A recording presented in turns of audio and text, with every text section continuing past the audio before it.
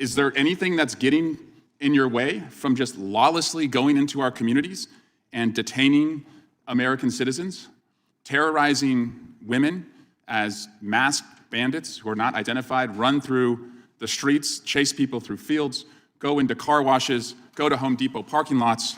Like, are you having a difficult time just ripping people away from their families, and you think you need more abilities to do it? The American people are telling you, get the hell out of our homes, our streets, and our lives. And I want to play a video, Mr. Chairman.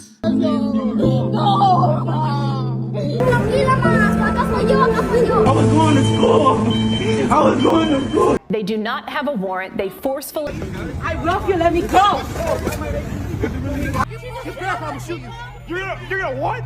You're gonna hit me? Kristi Noem and Tom Homan, get to know that witness chair. You're gonna be parked in it for a long time. You're gonna have a lot of questions under oath with the subpoena power, and I hope what you're doing is clean. What Rep. Eric Swalwell did in this hearing wasn't grandstanding. It was a laydown of a simple argument. When federal power is used without restraint, ordinary people get hurt, and the people running those operations need to be answerable under oath. He didn't whisper that warning. He pointed to footage, to real families, and to high-profile decisions that show why oversight matters now more than ever. One day we'll reconcile, Mr. Chairman, the richness of an Ivy League investment banker, Nepo Congressman, telling us that we need to get rid of the people who pick our food, wash our cars, build our homes, enrich our communities. We'll get to that. But today, this legislation is about making it easier for ICE to remove more of our friends and neighbors. And I guess the question I have is it really that hard for you right now?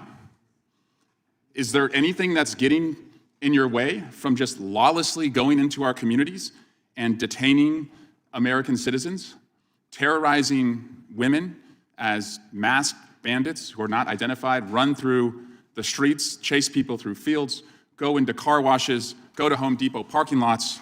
Like, are you having a difficult time just ripping people away from their families, and you think you need more abilities to do it? Also, quite interesting that you're asking for more legal authorities because you don't even follow the laws that are on the books right now. So what are we doing here, I guess, is my first question. But the American people are telling you, get the hell out of our homes, our streets, and our lives. And I want to play a video, Mr. Chairman, that illustrates that. I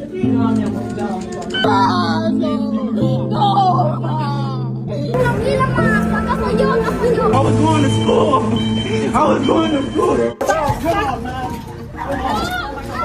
When the spray hit Veraza on the side of his head. Mama, you okay, Mama? You okay? Are you okay? I am living. He's a citizen! He's a citizen! They do not have a warrant. They forcefully open the door. No resistance. What am I doing? Kevin! Hey, get on the ground! I love you, let me go! He doesn't have charges! Why would he shoot me? Be careful, I'm shooting you! You're gonna what? You're gonna hit me? I'm touching the car, leave me alone! Look what they're doing! The American people were promised that the most violent individuals would be removed. And instead, we've been given this. You even deported a child, US citizen, fighting cancer. You deported Miguel Lopez, my constituent, who's been in the country for almost 30 years, worked at a local winery, sent his kids to the high school in my hometown. And he showed up to his immigration proceeding following the law, and he was picked up by ICE and sent to Mexico. And every Sunday night, his wife Rosa and their family look at an empty chair where Miguel used to sit for 30 years with his family. What did we get out of that? Who's better off because Miguel, who was following the law, is not in our community? But earlier this month, the American people from Virginia to New Jersey to Pennsylvania, all the way out to California, sent a message that a reckoning is on its way, that accountability is coming. And this lawlessness that's gone unchecked, a lot's going to change. The masks are going to come off. Officers will identify themselves.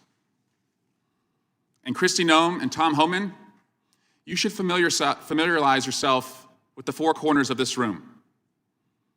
Kristi Noem and Tom Homan, get to know that witness chair. You're going to be parked in it for a long time. You're going to have a lot of questions under oath with the subpoena power. And I hope what you're doing is clean and can withstand the scrutiny that everyone on this side of the aisle is going to bring. You think we won't do it. You think you're invincible. You're wrong. Accountability is coming. You've got about a year. Start with the images. Swalwell played video of federal agents violently confronting civilians, scenes that look more like militarized policing than careful law enforcement. Those images are not abstract. They're the reason communities across the country feel terrorized, and they're why members of Congress are demanding answers about tactics and rules of engagement. When the public sees footage of agents spraying a family in a parking lot or forcing entry into a home, it creates a crisis of trust that only clear, transparent oversight can begin to fix. Then there's the human cost. Swalwell pulled the committee's attention to individual stories, people who had lived here for decades, who followed the rules, and who were nonetheless ripped from their families. Miguel Lopez is one such example, a man who lived in the Bay Area for nearly 30 years, worked in the community, and was suddenly deported despite long-standing ties and legal complications around his case. These aren't hypothetical harms. They are entire households losing a parent, a provider, a presence at the dinner table. Law enforcement must be precise and lawful, not performative. Swalwell's message to Tom Homan and Kristi Noem was plain. We will use the tools of oversight, subpoenas, depositions, public hearings, to examine whether your policies, your contracts, and your orders comport with the law and with basic decency. That's not vengeance, that's constitutional responsibility. If federal officers are operating like masked bandits, as Swalwell put it, members of Congress have every right and duty to bring those people before the microphone and the record. Accountability matters, especially when there are unanswered questions about the conduct of key officials. Tom Homan's public profile has been shadowed by bribery allegations and a probe that was closed without charges, a closure that left many questions about discretion and influence in its wake. When law enforcement leadership has unresolved allegations tied to money or contracting, it raises legitimate concerns about whether enforcement decisions are being made in the public interest or for political gain. Those are exactly the kinds of things oversight is supposed to clarify. The Washington This hearing also reminds us of what good oversight looks like in practice. It's not just yelling into a camera. It's playing the footage, naming the families affected, showing the public how policies play out on the ground, and then following the trail. Paperwork, contracts, DOJ memos, court orders, until the full story emerges. Swalwell's timeline, "You've got about a year," wasn't a boast. It was a promise to do that follow-through and to let voters see the results before the next election cycle. For viewers who want to go beyond outrage, here's what matters and what you can do. First, demand transparency. Ask your representative whether they support public hearings and subpoenas that uncover documents and testimony.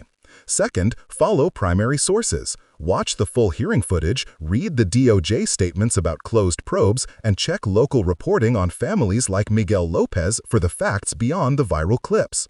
Third, pressure for policy changes that limit militarized, warrantless operations and require clear identification, de-escalation, and independent review when federal agents operate in communities.